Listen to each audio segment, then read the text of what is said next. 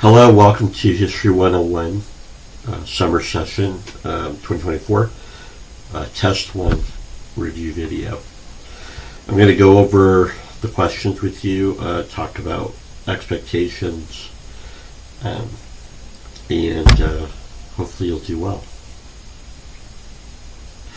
The Test 1, it will be 10 essay questions.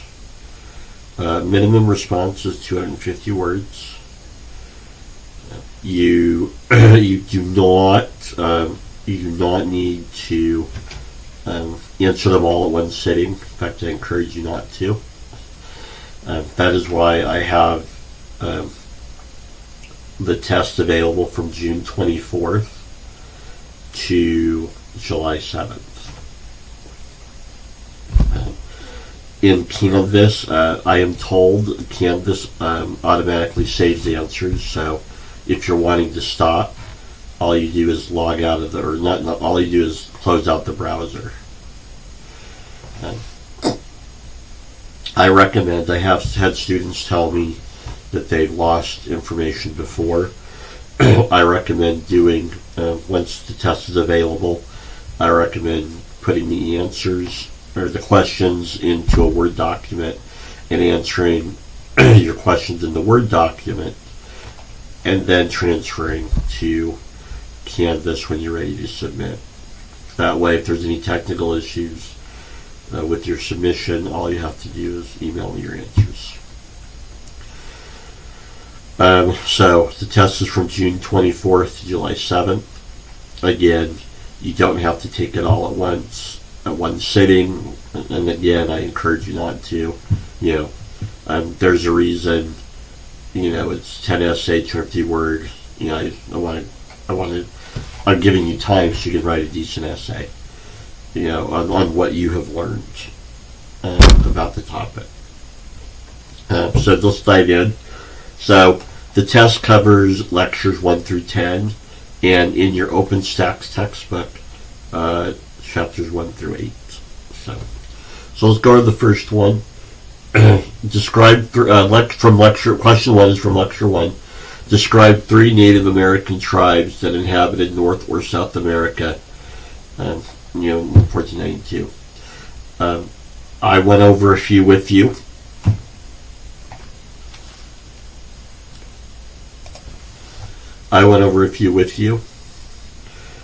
You can use any tribes or groups in the Western Hemisphere. So you want to go with the ones I talked about in in the lecture 1 page. You're welcome to do so.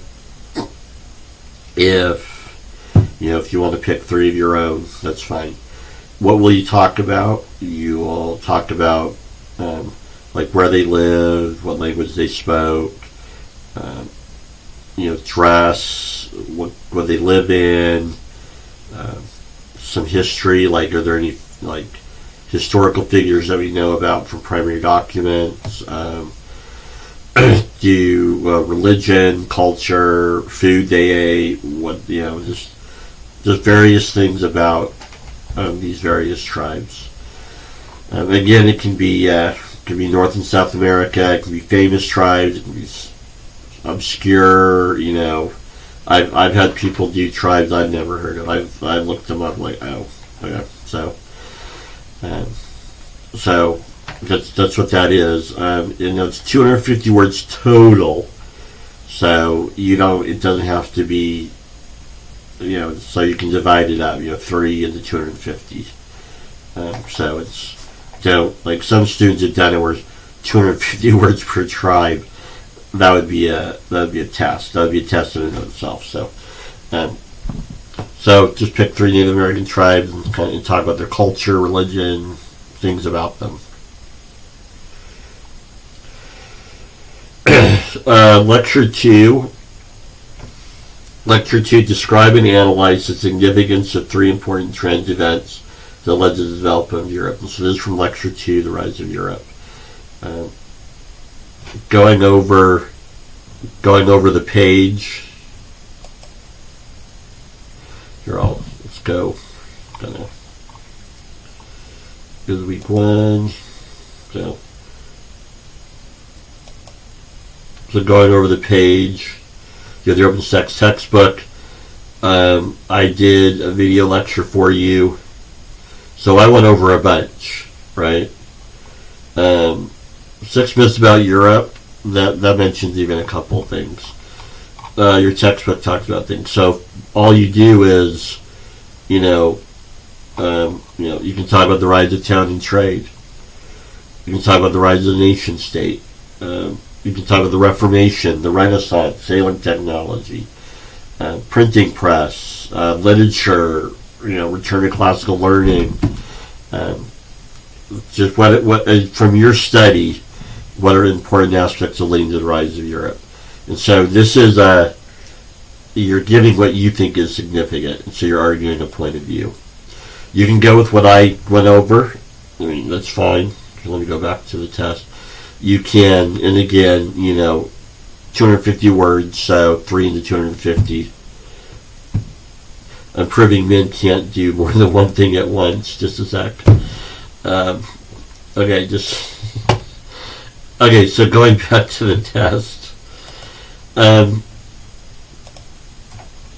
So describing 3 important trends, events. It can be people. I don't have people on there, but it can be people. Like some students have talked about Charlemagne. I know you pronounced it wrong, but Charlemagne. He, his significance is he brought together a divided Europe. The Western Roman Empire had fallen apart centuries before. Charlemagne kind of brought together a European empire, he brought together Europe again, kind of after the fall of the Western Roman Empire, several centuries later. Let's talk about that. Some students talk about.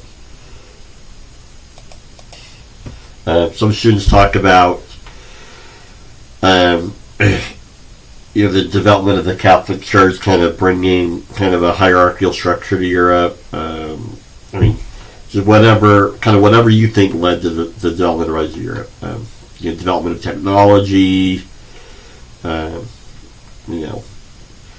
Could be travel. Did travelers like Marco Polo, who spent 20 years in Asia, come back and kind of bring back things? Did that help? And so there's that. Let's see. And then lecture 3. Lecture 3 described the development of slavery in Virginia and the Carolinas. So there's your textbook. I went over a bunch of stuff. The big thing you'll want to use from me is that document, right? Let me bring it up real quick for you.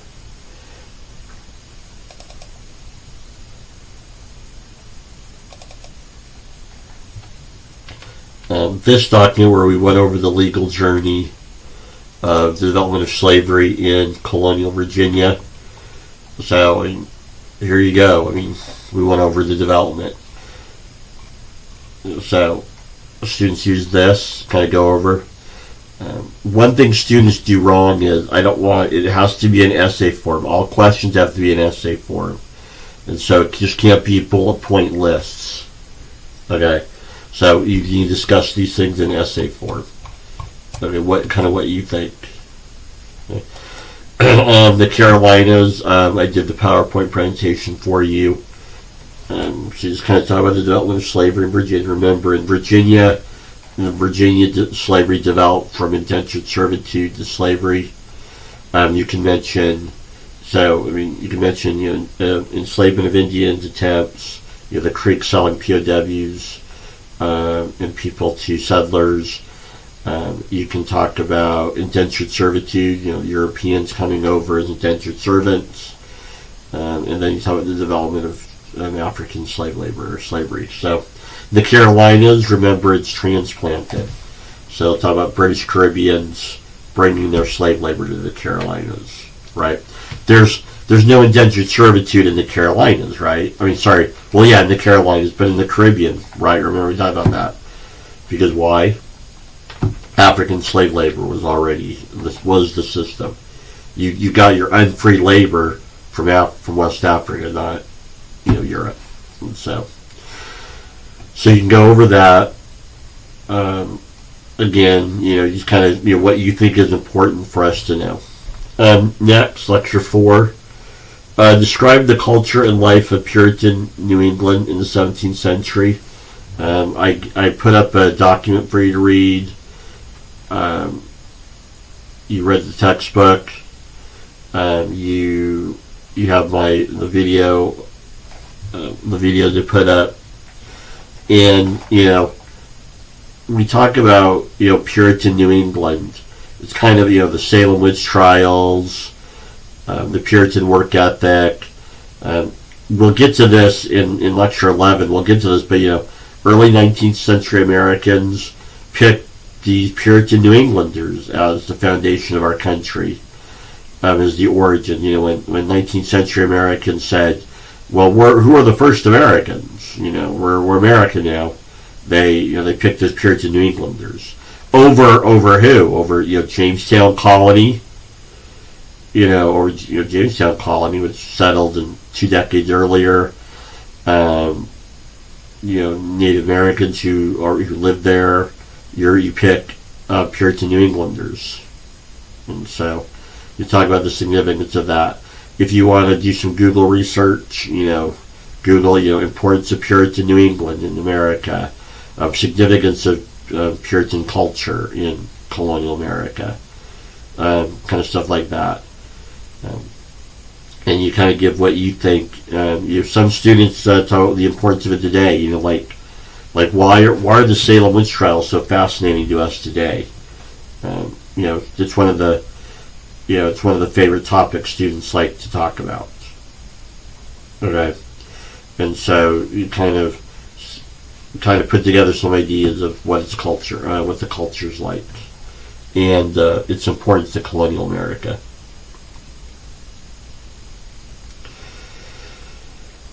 Describe the development of colonial Pennsylvania and New York in the 17th century. So lecture 5,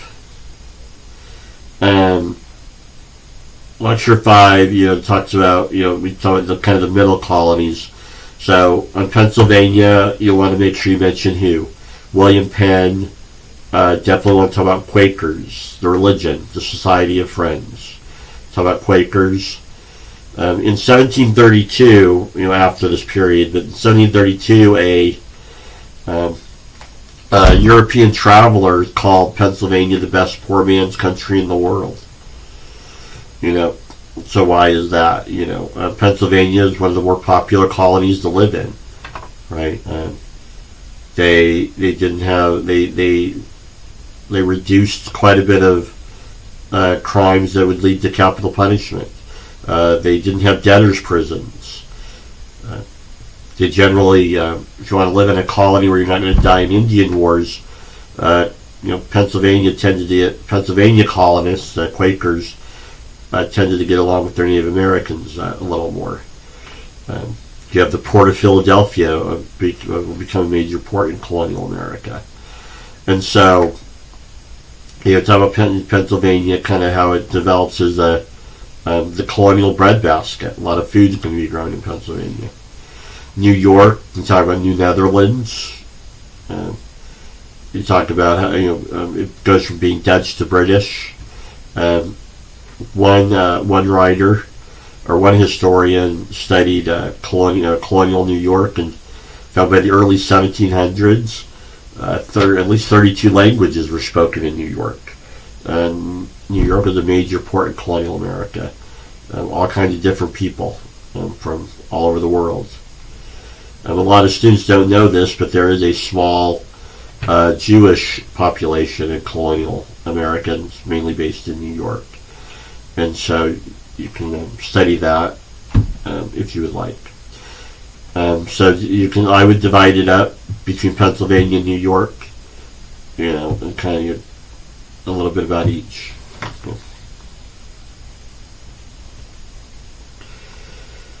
Discuss the development of the First Great Awakening. Describe the significance of development of colonial culture. And so you'll want to make sure you mention ministers, such as Jonathan Edwards, why he was important. You want to make sure you can mention the beginning of some new religions for the era. The Methodist Church, John Wesley. You can mention Baptists. Baptists come to America and become one of the biggest churches in colonial America. Popular religion, New Light, popular religion, and Baptists were one of the few religious groups that would preach to the slave population, and would even ordain some of them as ministers. And so that's going to lead to a lot of growth for the Baptist Church in colonial America. Make sure you talk about Old Light versus New Light. You can talk about Jonathan Edwards. You can talk about the rise of the American university. A lot of our oldest universities, the Ivy League today, but a lot of our oldest universities started out as set up by churches to train ministers. Places like Harvard and Yale and Brown and Dartmouth, and there's a lot of our first universities here in colonial America are started to put out New Light ministers that are popular with the colonial Americans. So you want to kind of talk about those things. Lecture 7, describe the events that lead to the American Revolution. The easiest thing to do would just be summarize Lecture 7. So what students sometimes do is, remember, it has to be an essay, so no bullet points. It has to be an essay where you talk about, starting from 1763, the end of the French and Indian War, George Grenville's policies, new taxes, troops in America, Stamp Act, and you just kind of go and talk about some of the major events that lead to the American Revolution that are important to you. Right. And so, you want to talk about why do you think they're important? Why is the Stamp Act Congress important? Or why is the Stamp Act Congress important? Who are the Sons of Liberty? Mention them. Who are the Sons of Liberty, and how they enforced their boycott of British goods? Right. Lecture 8, describe 3 Revolutionary War battles. So just pick 3 from your study, or kind of just describe them, where it was, when it was, what happened, who won, significance of the battle. Like, when we do the Battle of Saratoga, what's the significance of the Battle of Saratoga? The French decided to support the war after that. Was the Battle of Yorktown. So that, it ended the war. So just talk about it. And again, it needs to be in paragraph essay form. So we do that. 3 into 250, 125 words each. So not too bad. Lecture 8 and 9, what are the philosophical ideas or ideals behind their founding documents? So this is kind of a big one. In what week? The best way to do this is in one of the weeks I gave you, in week 4 I gave you a group of videos, and you had to, for the discussion question, you had to watch 2 of them. Okay. Watch a couple of more. The best way to do that is just to watch some of those Hillsdale College videos and kind of talk about those issues. If I was a student, that's what I would do. You can talk about, like John Locke, all men are created equal. People create government. What does the Declaration of Independence say? That people create government and have a right to remove that government. The U.S. Constitution, Articles of Confederation. What do they say about American ideals?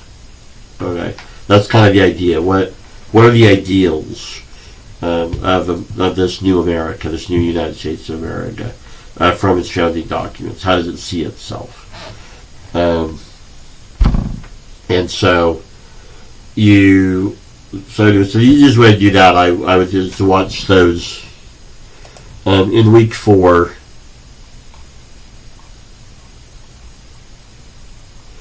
in week 4, you'll have the U.S. Constitution 101 videos. You had to watch 2 for the discussion. I would watch a couple more. That would be the easiest way to answer that question. So going back to the quiz.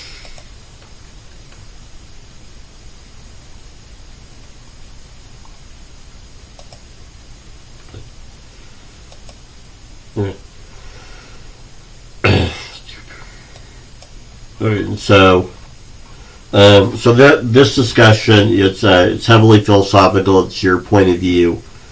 Kind of what are you thinking as you've studied colonial America? As you've studied the last few weeks, kind of what this new country is being set up, so we can go over that. Discuss the development of political parties in the 1790s. The 2 slides you're going to want to get on that one is in week 5, I'm sharing with you. Let me bring it up.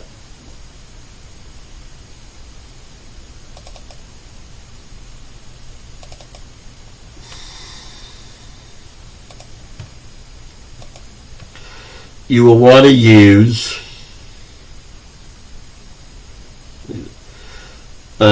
develop political party. You want to use this slide and then this slide. Okay, so discuss the development of political parties. So I would divide it up. How do political parties develop from the executive branch? That's the political battle between Thomas Jefferson and Alexander Hamilton, right? And so you would say something like, political parties developed in the executive branch as Alexander Hamilton and Thomas Jefferson competed politically, having different visions of America and the direction America should go. Hamilton and Jefferson became kind of de facto leaders of their party or their group. Their political battle spilled out into the public as Jefferson and Hamilton went to friendly newspapers and had friendly newspapers support their point of view.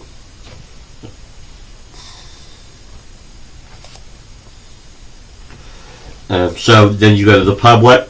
As the American public reads papers and reads the vision of Hamilton and Jefferson, Americans start dividing up. I'm a Hamilton paper. I'm a Jefferson guy. I like Hamilton. I like Jefferson. And start dividing people up. Jefferson supporters across this new country, the United States of America, create Democratic Republican societies. Great. Democratic Republican societies to support Jefferson's cause. You have the Whiskey Rebellion. You can talk about how that divides people up politically. Anti-federalists or people that did not support the American Revolution, did not support the ratification of the U.S. Constitution. They viewed the Whiskey Rebellion as a prophecy, like we told you so. What will a tyrannical government with a lot of power do? They'll march to Western Pennsylvania and make you pay taxes. The French Revolution divides up colonial America, right? At first, everyone loves the French Revolution, thinks it's great. When the French Revolution becomes quote-unquote radical and starts cutting people's heads off, Americans become divided over it, right? Pro-French Jefferson supporters, hey, the French are just, they're fighting tyranny. Pro-British Hamilton supporters this is what happens when you let the mob run wild. They start cutting their social betters' heads off. And so you have the executive battle turns into the public battle. And then how did political parties develop in Congress? That is the slide previously, right? Hamilton's economic program, when it gets introduced to Congress, it splits everyone up. Everyone starts arguing over Alexander Hamilton's ideas to bring economic prosperity to this new country. Okay. And then you'll end on, there's 2 political parties at the beginning. This new political party system is the first party system, it starts with the Federalists on one side and Democratic Republicans on the other. And so you'll compare and contrast them. You pick a couple of your favorites and talk about them. Again, no bullet point list. You have to talk about things in an essay form. So you can then turn these into sentences if you need. That's what you'll need to do.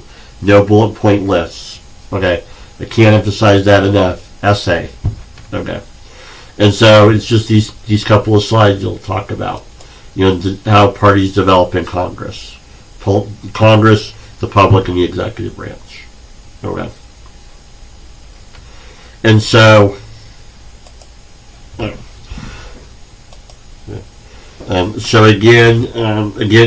available June 24th to July 7th. I do not recommend taking it all at once. Take your time. Do an essay or two. 250 words minimum. Essay form. No bullet points. No lists. Just got you essay it out. Write it out. I recommend on June 24th when the test becomes available. I recommend putting the questions in a Word document and working on the test in a Word document, and then submitting. Okay. And then submitting it to me. If there's a technical issue, then you at least have the answers. Okay. I am happy to read. Students sometimes send me drafts of their answers. I'm happy to do that. If you need help, if you want me to look over kind of the draft of what you're thinking about, I'm happy to do that as well. My job is to help you. So I want everyone to do well. So if it's different between an F and getting some help, talk to me. Let me kind of read over where you're headed, and I can send you in the right direction if you're headed wrong. Anyways, and so good luck and have a good week.